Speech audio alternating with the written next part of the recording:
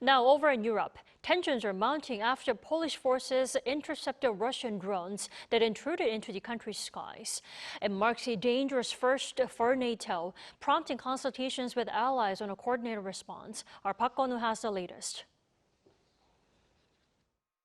Polish armed forces shot down Russian drones aiming at Ukraine after they hovered around Poland's airspace. On Wednesday, the Polish government said more than 10 drones were detected, and those posing threats were neutralized. This marks the first time the NATO country has taken down such assets since the Ukrainian war began. Poland briefly closed its airspace and launched a military operation overnight, joined by NATO aircraft to ensure safety.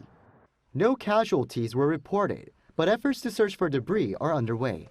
Residents in regions along the Ukrainian border were advised to stay at home and avoid touching any suspicious objects until the operation was completed.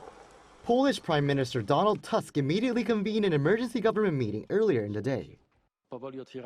All our allies are taking the situation very seriously. I am in constant contact with the NATO Secretary General. This is so that we can respond to this type of threat as effectively as we did. As any attack on a NATO member state is regarded as an attack on the alliance as a whole, concerns are growing over the war in Ukraine widening. Ukrainian President Volodymyr Zelensky warned on social media that this sets an extremely dangerous precedent for Europe, calling for a NATO-style joint response and sanctions on Russia.